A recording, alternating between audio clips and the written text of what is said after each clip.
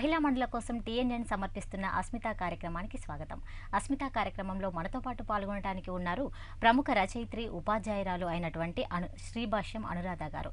మరి అనురాధ గారు బాలికా సాధికారతపై ఎంతగానో కృషి చేస్తున్నారు. వారితో మాట్లాడి మహిళల గురించి తన మనోగతాన్ని అడిగి తెలుసుకుందాం. నమస్కారం మేడం. తెలంగాణ మహిళా మండలందరికీ కూడా నా నమస్కారాలు తెలియజేస్తున్నానండి. ఓకే మేడం, ముందుగా మా అస్మిత ప్రేక్షకుల కోసం మీరు ఎక్కడి నుంచి వచ్చారు, మీరు ఏ స్కూల్లో వర్క్ చేస్తున్నారు, ఇవన్నీ తెలియజేయండి. నేను తెలంగాణ సాంఘిక సంక్షేమ గురుకుల బాలికల పాఠశాల, కళాశాల కూడా ఉందండి.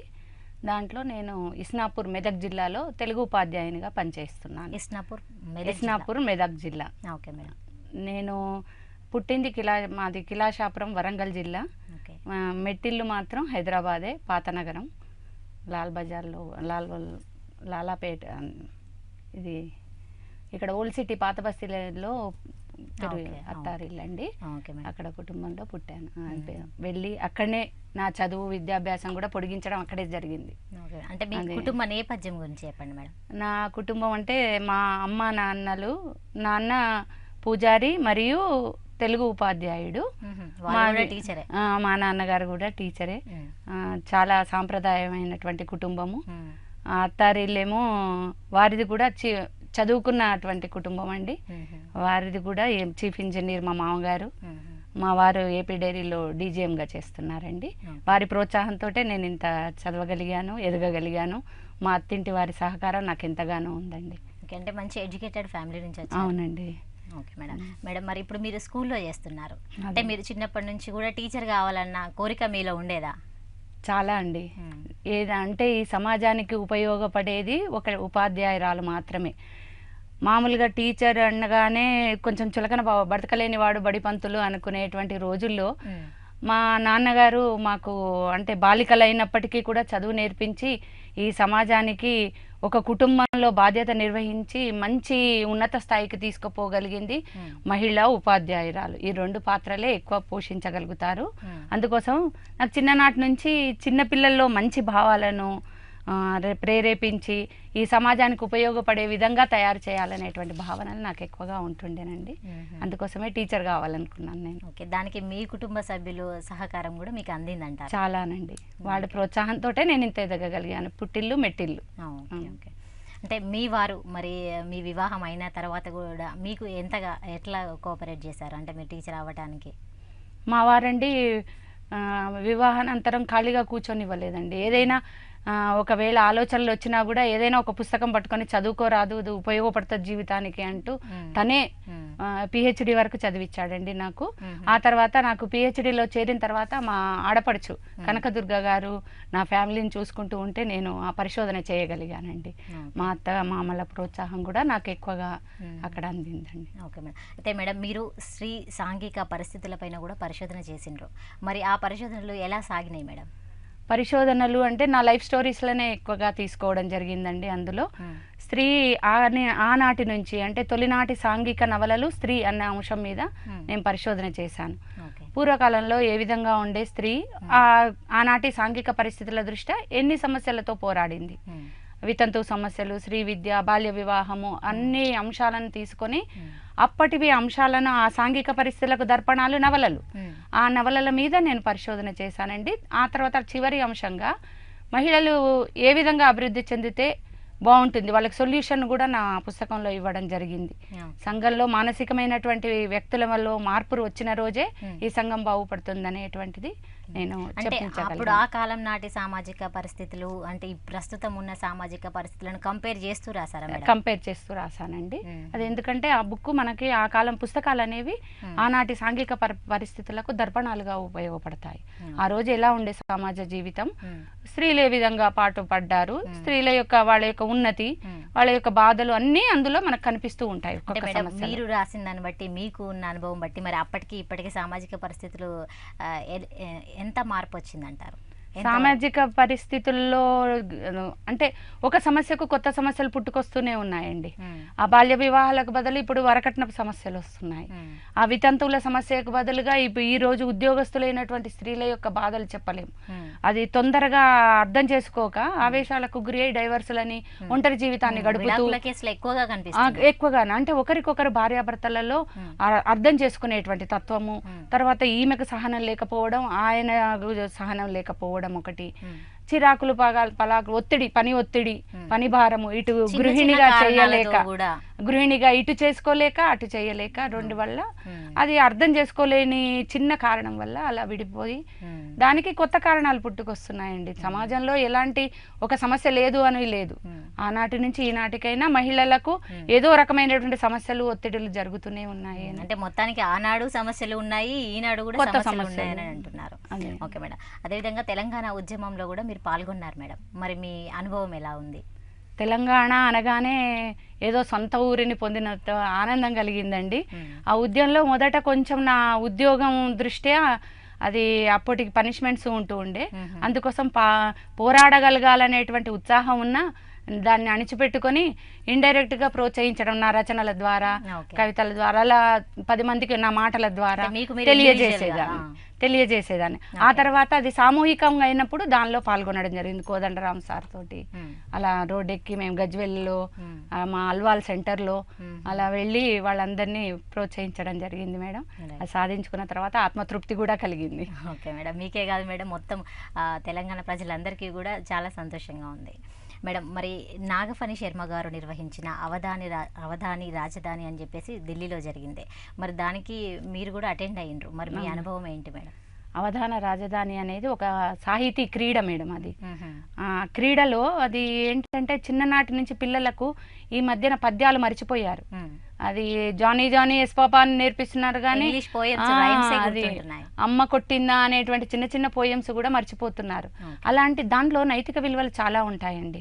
అందుకోసం నేను తెలుగు భాషను పిల్లలలోకి తీసుకొని వెళ్ళాలి అని అంటే ఆ భాషలో అప్పటి సమస్యలను జోడించామనుకోండి కొంచెం మనసుకు దగ్గరగా అవుతుందనే ఉద్దేశంతో ఈ బాలికా సాధికారత మీద నాకు ఇంకా అందులో నేను ఎదుర్కొంటున్నటువంటి వృత్తిలో చాలా మంది డ్రాప్ అవుట్స్ ఉంటున్నారు మేడం. ఆ డ్రాప్ అవుట్స్ వల్ల ఏమవుతుందంటే అరే వాళ్ళు చదువుకోకుండా ఎదగలేకపోతున్నారే, వాళ్ళ జ్ఞానాన్ని పెంచుకోలేకపోతున్నారే అని మేము చాలామంది నేను పనిచేసేటువంటి పాఠశాలలో 10th కాగానే పెళ్ళిళ్ళు చేస్తున్నారు, మంచి మంచి ఇంటెలిజెంట్ ఉన్నటువంటి పిల్లలను కూడా. అయితే వాళ్ళ దగ్గరికి వాళ్ళ కుటుంబాలతో మా పేరెంట్స్తో మాట్లాడడం జరిగింది, ఫీల్డ్ వర్క్ కూడా చేశామండి. ఎందుకు కారణాలంటే వాళ్ళ అనేకమైనటువంటి కారణాలు చెప్పారు.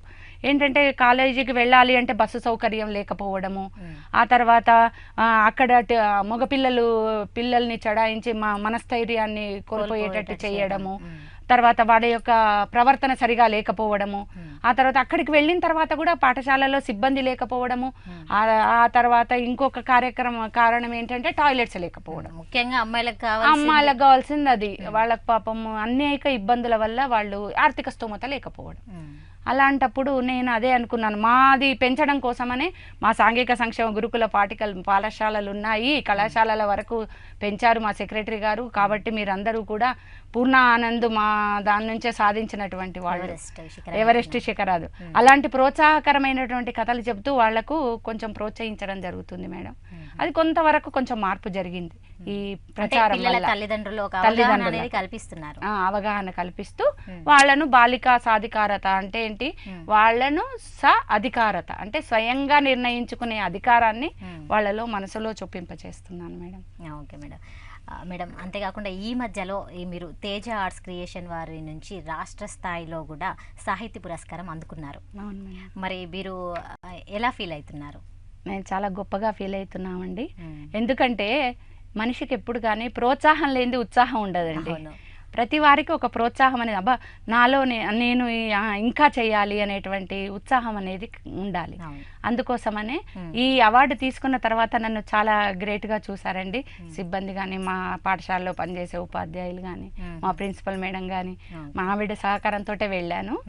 ఆ తర్వాత అక్కడికి వెళ్ళి ఆ అనుభూతి తీసుకున్న తర్వాత ఇంకా వర్క్ చేయాలి దీని మీద అనేటువంటిది నాకు సంకల్పమే. కొత్త కొత్త థాట్స్ చేసుకోవడం మొదలు పెట్టానండి. స్కూల్లో పాఠశాలలో కూడా వీళ్ళు పర్మిషన్ ఇచ్చేవాళ్ళ? ఏంటంటే ఇప్పుడు ఓన్లీ స్కూలు, ఎడ్యుకేషన్ ఈ వేలోనే కాకుండా మీరు ఇప్పుడు ఇలా కూడా సోషల్ వర్క్ కూడా చేస్తున్నారు. మరి దానికి కూడా వాళ్ళు పర్మిషన్ ఇచ్చేవాళ్ళ? మీకు సహకారం అందిందా మీ పాఠశాల నుంచి? చాలా అందిందండి. మా పాఠశాల ఏంది, మా సంస్థ వారు మాకు చాలా ఎంకరేజ్ చేస్తారండి. ఈ విషయంలో నేను కొత్తవి మార్గంలో పిల్లల్ని బాలికా సాధికారత గురించి వాళ్లకు తెలియజేయడం. మా పాఠశాలలో మొన్న జరిగిన జూన్ 24న మేము బాలికా సాధికారత దినోత్సవం జరుపుకున్నాము. అప్పుడు పిల్లల నుంచి కవితలు పోగు చేయడము, పిల్లల నుంచి భావాలను సేకరించడము. అది నేను ఒక తెలుగు వెలుగు అనే డిస్ప్లే బోర్డు పెట్టుకున్నాను మేడం. ప్రతిరోజు ఒక ఆడపిల్ల గురించి కానీ ఒక సందేశాత్మకమైన మెసేజ్ కానీ అక్కడ ఉంటుంది. అందరూ ఆ బోర్డు వైపు ఆకట్టుకునే విధంగా చేశాను. అందులో ఈ మోరల్స్ చెప్పడం అన్నట్టు, ఆత్మవిశ్వాసమే ఆభరణం, అలాంటి మోరల్స్ అంటే ఆడపిల్లలు మేము ఆడపిల్లలం అనే సంకుచిత లేకుండా వాళ్ళు బయటికి ఎదగగలిగిన రోజే ఈ దేశం బాగుపడుతుందనే ఉద్దేశంతో నేను అలా ప్రయోగాత్మకంగా కొన్ని నా థాట్స్ను చేసుకుంటాను. మరీ ముఖ్యంగా ఆడపిల్లల అభివృద్ధి కోసమే మేడం నేను పాటుపడేదే. అందుకోసమని నాకు మంచి సలహాలు నా కూతుళ్ళు ఇస్తారు మేడం. ఇంటికి వెళ్ళగానే ఈ రోజు ఇలా అయిందమ్మలు అనగానే వాళ్ళు కూడా మీరే కాదు మీ ఫ్యామిలీ కూడా బాలికల అభివృద్ధి కోసము ఇండైరెక్ట్ గా కూడా తోడ్పడుతున్నారు అనుకో. అవును మేడం.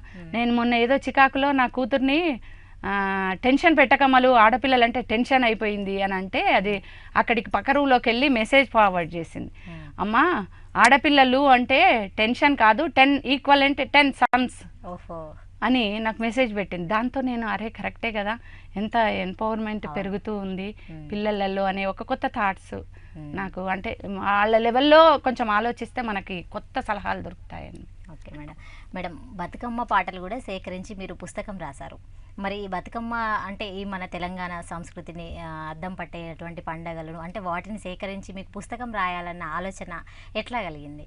నాకు మా తమ్ముడి సహకారం మేడం. మా తమ్ముడికి ప్రెస్ ఉంది. అక్క నీ నోట్లో చాలా పాటలు వచ్చు కదా, నువ్వు వెళ్ళినప్పుడల్లా నీ కిలాషాపురం సద్దుల బతుకమ్మకు వెళ్తాం మా అక్క చెల్లెళ్ళు అందరము కలిసి. వెళ్ళినప్పుడు నువ్వు పాడుతూ ఉంటావు, అందరినీ ఆకట్టుకుంటూ ఉంటావు, అది నీ తదనంతరం వాళ్ళకు కూడా అందజేస్తే బాగుంటుంది కదా ఒక పుస్తక రూపంలో అని 2 రోజులలో 50 పేజీలు నాతో రాయించాడు మేడం. అది మా తమ్ముడు అది ఘనత మేడం. అది ఓకే మేడం. మీరు బతుకమ్మ పాటలు పాడతానన్నారు, అది మరి మా కోసం ఒక పాట వినిపించండి మేడం. కట్ట మీద 2 ఉయ్యాలో, కలివేప చెట్లు వియ్యాలో, కాతనే పురుషుండు వియ్యాలో, ఎటువంటి వాడు వియ్యాలో, 5 ఏళ్ల బటువులు వియ్యాలో, అంచు దోతులు వియ్యాలో, 10 ఏళ్ల బటువులు వియ్యాలో, పట్టు అంగిలు వియ్యాలో, అన్ని గల దానివి వియ్యాలో, నీకేదే సొమ్ము వియ్యాలో, సూర్యుడు ఇచ్చిండు వియ్యాలో, సుట్టెనే మెట్టెలు వియ్యాలో, సూతిరో నాకాలు వియ్యాలో, చుక్కలై మెరిసే వియ్యాలో, పరమాత్ముడిచ్చిండు వియ్యాలో, పచ్చల గాజులు వియ్యాలో, పణితిరో నా చెయ్యి వియ్యాలో, 10,000 కళలు వియ్యాలో, నారాయణుడిచ్చిండు వియ్యాలో, నల్ల పూసల దండ వియ్యాలో, నాతిరో నా మెడన వియ్యాలో, 4,000 కళలు వియ్యాలో, గోవిందుడిచ్చిండు వియ్యాలో, గరుడ కుంకుమ వియ్యాలో, గోతిరో నానొష్ట వియ్యాలో, 1,000,000 కళలు వియ్యాలో. ఇది ముత్తైదువకు అలంకారం. ఈ పాటలో కూడా, ఈ ఉయ్యాల పాటలో కూడా మొత్తం తెలంగాణ మహిళల కట్టు బొట్టు ఇదంతా కూడా సంస్కృతి సాంప్రదాయాలు తెలియజేస్తుంది మేడం. ముఖ్యంగా మరి ఈరోజు సరోజినీ నాయుడు గారి పుట్టినరోజు మేడం, అంటే మరి ఆ సందర్భంగా మీరు ఏం చెప్పదలుచుకున్నారు? ముఖ్యంగా ఈరోజు నన్ను మీరు ఇంటర్వ్యూ చేయడం చాలా ఆనందంగా ఉంది. వచ్చే ముందే అది నేను అనుకున్నాను, అబ్బా సరోజిని గారు ఎంత ప్రముఖురాలు, మనకి బెంగాలీ అయినప్పటికీ అత్తారిల్లు హైదరాబాదు.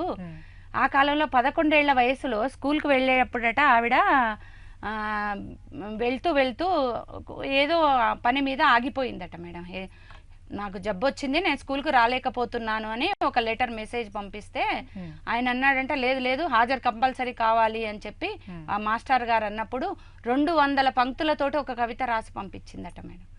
దాన్ని చూసి ఆశ్చర్యపోయి అది స్పందనతో కూడినటువంటిది. ఆమె తెలివితేటలను ప్రశంసించి ఆనాటి నైజాం నవాబే ఇంగ్లాండ్కు పంపించి తన డబ్బులతో చదివించాడట మేడం. అదంతటి గొప్ప మహిళ, మనకి ఆదర్శకురాలు. అందుకోసమనే అలాంటి మహిళలుగా మనం ముందుకు ఎదగాలని కోరుకుంటున్నాను మేడం. ఓకే మేడం, బాలికా సాధికారత అసలు అంటే ఏంటి?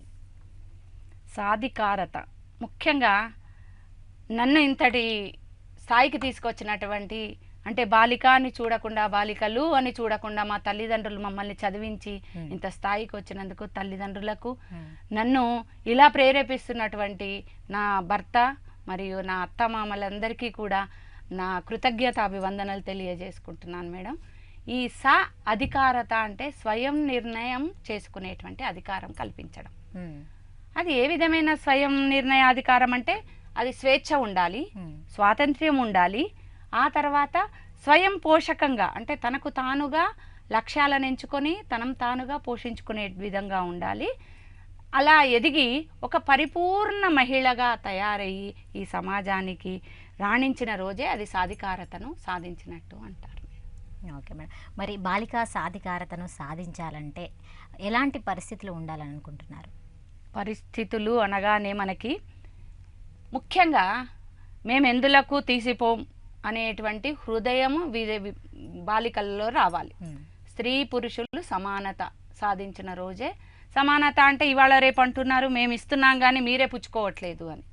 అది దానికి మనం ఈ ఆడవాళ్ళలో ఆత్మస్థైర్యం లోపించడం అనేది ఒక కారణం. కాబట్టి మేము ఎందుకు తీసిపోము అనేటువంటి ఆ సమానత రావాలి.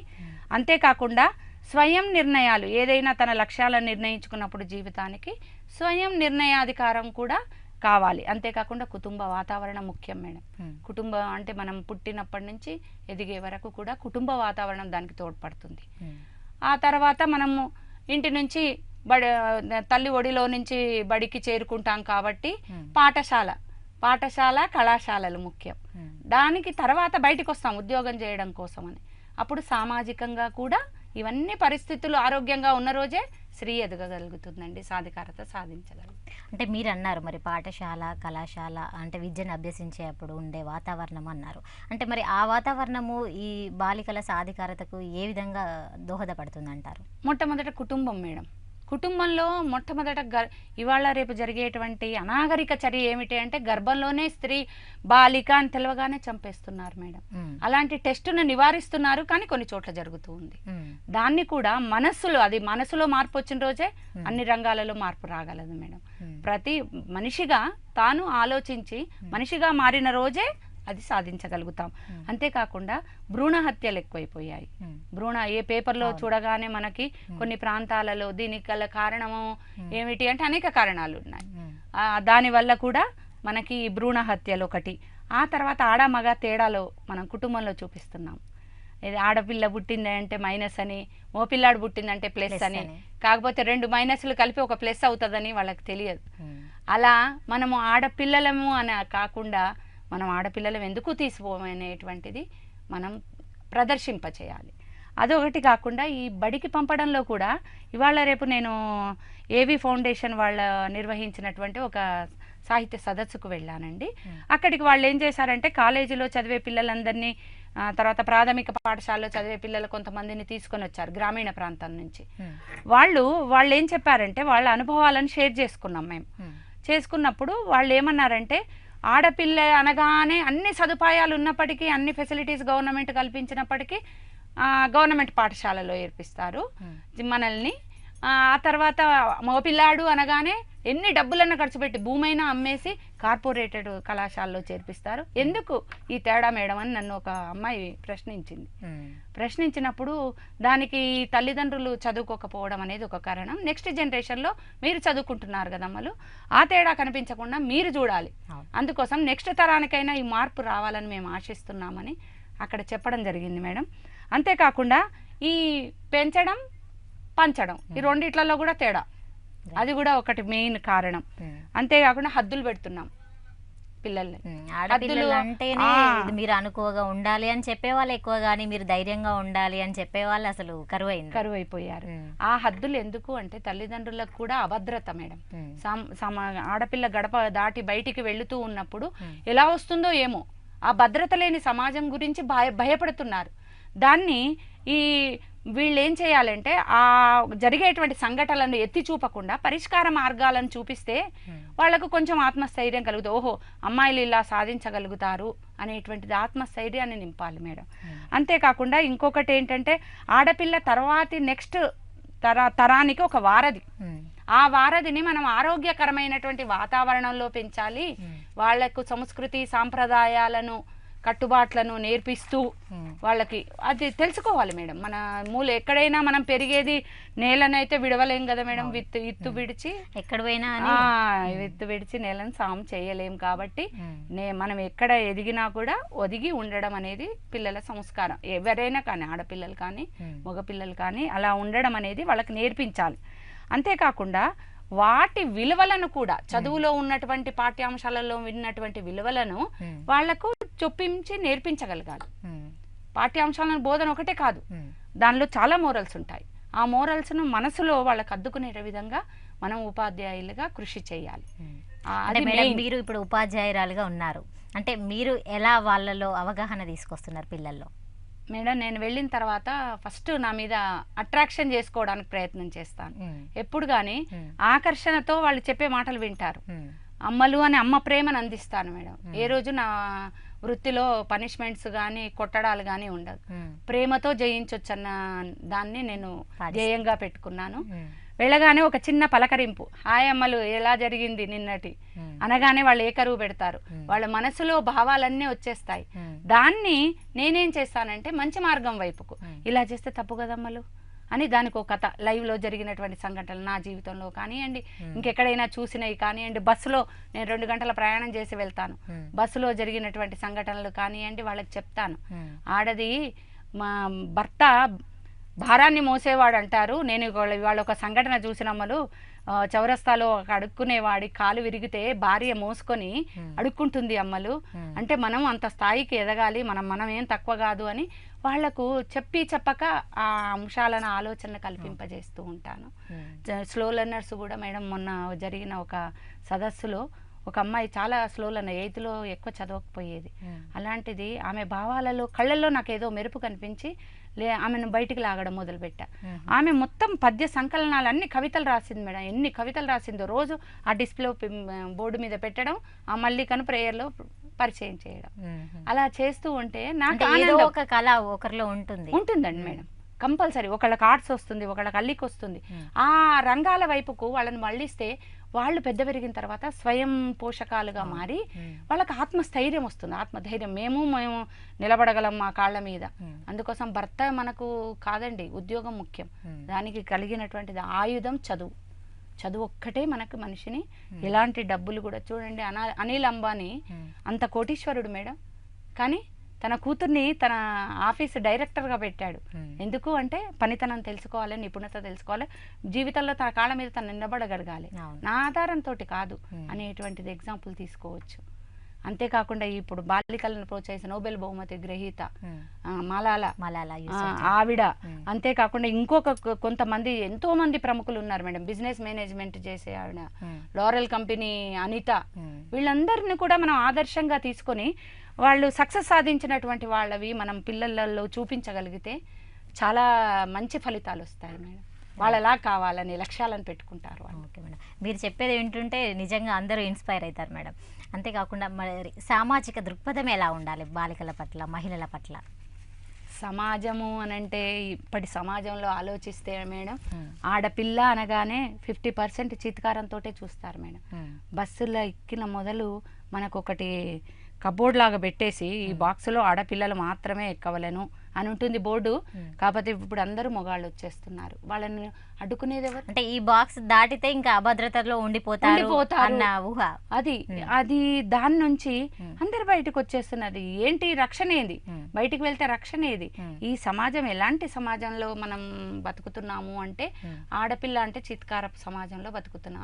లైట్లలో ఏది కానీ, కళాశాలకు వెళ్ళిన విద్యార్థి దగ్గర నుంచి స్కూల్కి వెళ్ళే బాలిక వరకు పేపర్ తీస్తే అత్యాచారాలు, అనారికలు. అది నివారణ కలగాలి అంటే మగపిల్లలకు తల్లి ఒడిలో నుంచే తల్లి చెల్లి బంధాన్ని నేర్పించాలి. తల్లి పాత్ర చాలా ఉంది మేడం ఈ కుటుంబంలో. ఆ తర్వాత నెక్స్ట్ పాఠశాలకు వచ్చేసరికి ఉపాధ్యాయురాలు దీని నుంచి వాళ్ళని విముక్తి చేసుకోగలగాలి. అది బెస్ట్ అండి. అంతేకాకుండా ఈ సమాజంలో ఉన్నటువంటి ఆడపిల్లలకు ఆత్మవిశ్వాసాన్ని కల్పించాలి. వాళ్ళ విలువలను జోడింపజేయాలి. మేము దేనికి సరిపోమని.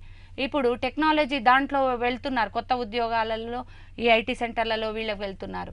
రాత్రిపూట క్యాబులు బుక్ చేస్తున్నారు రక్షణ కోసం. కానీ ఆ రక్షణ కరువైపోయి దానికి సరి అయిన మార్గంలో నడుచుకోక అఘాయిత్యాలు జరుగుతున్నాయి. వీటన్నిటినీ మనం దృష్టిలో పెట్టుకొని సమాజం వాళ్ళకు భద్రత కల్పించిన రోజు వాళ్ళు ఏ విధంగా ఎక్కడికైనా రాణించగలుగుతారు. అది నా అభిప్రాయం మేడం. దానికి కావాల్సినటువంటి సదుపాయాలన్నీ గవర్నమెంట్ తీసుకొని రావాలి. అంతేకాకుండా మనుషులలో, ముఖ్యంగా మనసులలో మార్పు వచ్చిన రోజే ఇది సాధ్యం. బాలిక చదువు భవితకు వెలుగు, మహిళల చదువు మహికే వెలుగు అని నానుడి. ఇది నేను పెట్టినటువంటి నానుడి మేడం. పాఠశాలకు వెళ్ళగానే అది వాళ్ళు ఇన్స్పైర్ అవుతారనే ఉద్దేశంతో. Right madam. చివరిగా మరి బాలికా సాధికారతను సాధించాలంటే మనమేం చేయాలో చెప్పండి. మనము వ్యక్తిగతంగా ఒక తల్లిగా తల్లి పాత్ర పోషించాలి. నేను ఉపాధ్యాయురాలు. ఏ వృత్తి ధర్మంలో ఆ వృత్తిలో ఆడపిల్లలు కనిపించినా, లేకపోతే బాలికలు చిన్నపిల్లలు కనిపించినా వాళ్లను ఒక తల్లి అనేటువంటి దృష్టితో, అంటే ఇప్పుడు వచ్చే ముందు నా కూతురు ఉంది, ఎవరైనా ఇతరుల గురించి మనం కామెంట్ చేసే ముందు, అమ్మా నువ్వు ఆ ప్లేస్లో నా కూతురుంటే ఎలా చేసేదానివి అనేటువంటి ఆలోచించమ్మా, నీ మనసులో చాలా మార్పు వస్తుంది. ఆ చిన్న ఆలోచన చూడండి.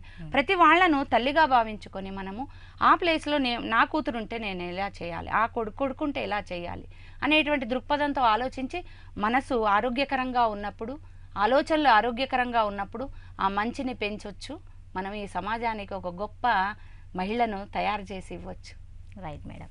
మేడం, మీరు నిజంగా బాలికల అభివృద్ధి కోసం ఎంతగానో కృషి చేస్తున్నారు. మా టీఎన్ఎన్ తరపున కూడా మిమ్మల్ని అభినందిస్తున్నాం మేడం. అంతేకాకుండా మీ అమూల్యమైన సమయాన్ని మాతో గడిపినందుకు ధన్యవాదాలు. థ్యాంక్ యూ మేడం, కృతజ్ఞత. రైట్, ఇది ఈ వారం అస్మిత. వచ్చే వారం మళ్ళీ కలుద్దాం. అంతవరకు సెలవు, నమస్తే.